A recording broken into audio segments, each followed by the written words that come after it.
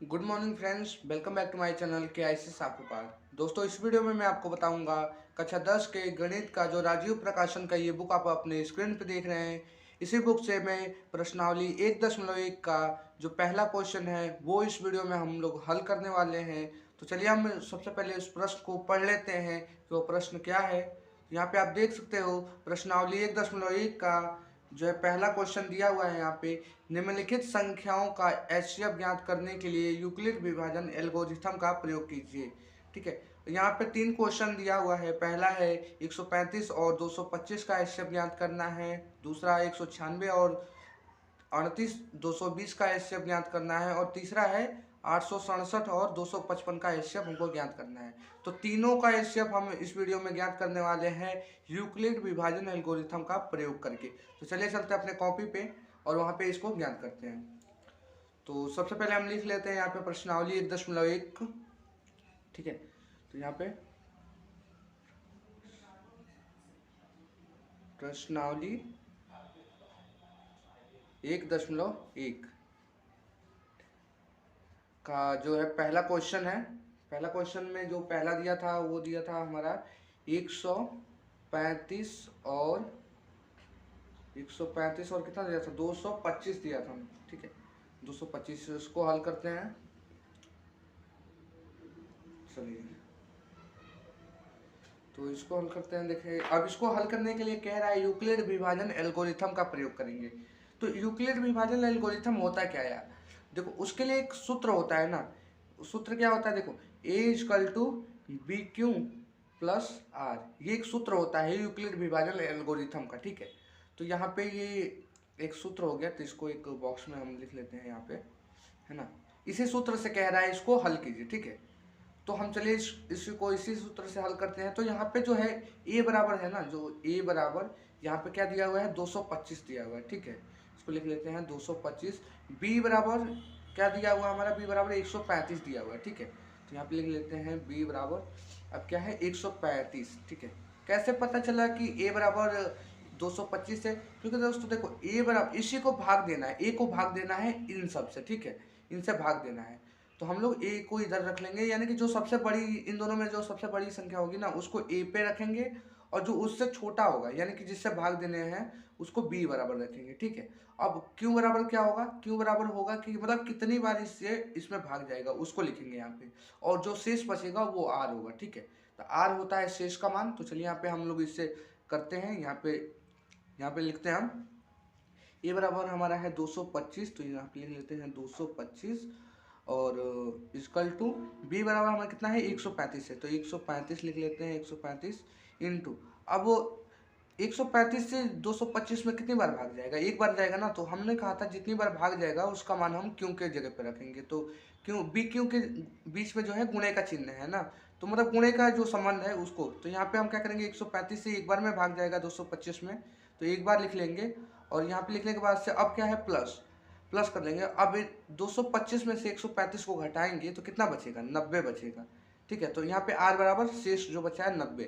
अब क्या करेंगे हम 135 में 90 से भाग देंगे। अब 135 में किस में देंगे? 90 से भाग देंगे।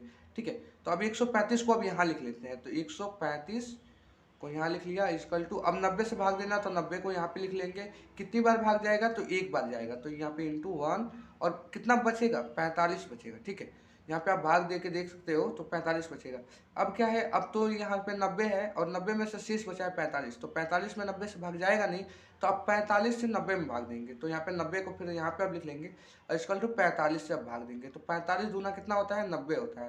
तो यहाँ पे गुणे में 2 का लिख लेंगे, और ये 45 दूना 90 हो गया, प्लस अब 0 बचेगा यहाँ पे, क्योंकि 45 गुना 90 हो जाएगा, तो 90 में से 90 को घटाएंगे तो 0 बच जाएगा। और जब यहाँ पे r बराबर 0 आ जाए ना, तब समझ जाओ कि मतलब जिससे भाग दिया उससे पहले वही हमारा एचसीएफ होता है। यहाँ पे एचसीएफ जो हमारा हो जाए HCF। ठीक है, एचसीएफ बराबर क्या हो जाएगा? 45 हो जाएगा, क्योंकि इससे हमने लास्ट वाले में भाग दिया था। चलिए क्वेश्चन नंबर 2 को देखते हैं। यहाँ पे 2 क्या कह रहा है कि 196। ठीक है, यहाँ पे कह रहा है 196 और 38 220। ठीक है, 38 220 इसका कह रहा है एचसीएफ ज्ञात करना है। तो चलिए इसको भी इसी सूत्र से हल करेंगे।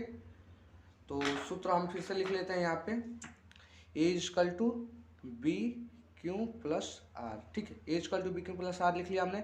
अब ए इक्वल टू क्या है, इसमें से दोनों में से बड़ा कौन सा है, ये है ना, तो इसको लिख लेंगे हम ए की जगह पे। अब ये नहीं लिखेंगे हम, डायरेक्ट हम लिखते हैं, तो 38,220 यहाँ पे लिख लिया हमने।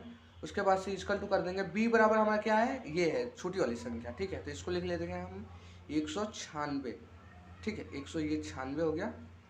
और अब इसमें गुणा, ठीक है। गुणे में क्या होगा, कितनी बार इससे भाग जाएगा, तो आप चाहो तो एक बार में एक एक बार लेके जा सकते देख सकते हो। मैं फिलहाल भाग करके पहले देख चुका हूँ, तो यहाँ पे 195 बार में जो है इसको भाग जाएगा। तो हमेशा याद रखेंगे 195 बार में, 196 ये है और 195 बार में भाग जाएगा, तो यहाँ पे 195 लिख लेंगे प्लस। अब 195 बार में होगा क्या कि 38,220 आ जाएगा और ये पूरा पूरा कट जाएगा, तो आर बराबर क्या बचेगा, 0 बच जाएगा। पूरा पूरा कट जाएगा तो 0 बचेगा। तो हमारा जो एचसीएफ है, देखिए यहाँ पे हमने 45 निकाला था, तो यहाँ पे भी 196 जो ये हमारा एचसीएफ हो जाएगा। तो एचसीएफ बराबर क्या हो जाएगा, 196 यहाँ पे हो जाएगा ये। चलिए तीसरा क्वेश्चन हम यहाँ पे हल करते हैं, ठीक है। तीसरा क्वेश्चन हमारा दिया हुआ है, तीसरा क्वेश्चन हमारा क्या दिया हुआ है, यहाँ पे 867 दिया हुआ है, 867 और क्या दिया हुआ है, 255 दिया हुआ है, ठीक है। बुक में देख सकते हो, एनसीईआरटी का जो है बुक है ये। तो यहाँ पे इसको हल कर देते हैं। अब यहाँ पे क्या है, अब इसको हमको निकालना था, इसी सूत्र से निकालेंगे। तो A equal to B Q plus R, ठीक है। इसको लिख लिया हमने, A equal to B Q plus R. अब क्या है, ए बराबर क्या है, इन दोनों में सबसे बड़ा है 867, ठीक है। तो यहाँ पे लिख लेंगे 867 को, 867 इक्वल टू, अब इससे बी बराबर क्या है, 255 है, तो 255 यहाँ पे लिख लेंगे। 255 इंटू, आप कितनी बार इसमें भाग जाएगा, तो जाएगा 3 बार, ठीक है। आप गुणा करके देख सकते हो। और प्लस बचेगा कितना, 102 बचेगा। यहाँ पे घटाओ, हम क्या करेंगे, 102 से अब क्या करेंगे हम, 255 में अब भाग देंगे, ठीक है। तो 102 हम यहाँ पे 255 लिख लेते हैं, ठीक है। इसका तो अब क्या करेंगे, हम 102 से भाग देंगे, तो 102 को हम यहाँ पे लिख लेंगे। अब 102 से 255 में कितनी बार भाग जाएगा, 2 बार जाएगा, तो यहाँ पे 2 से गुणा कर लेंगे। प्लस यहाँ पे जो बचेगा शेष, वो कितना बचेगा, 51 बचेगा। हम यहाँ पे 102 में 51 से जो है भाग देंगे, तो क्या हो जाएगा, यहाँ पे 102 में भाग देंगे 51 से, तो 2 बार जाएगा प्लस 0 बच जाएगा, क्योंकि 51 गुना होता है 102। तो हमारे एचसीएफ जो होगा, क्या होगा, हमारा एचसीएफ होगा 51। यहाँ पे 51 जो है हमारा आंसर होगा।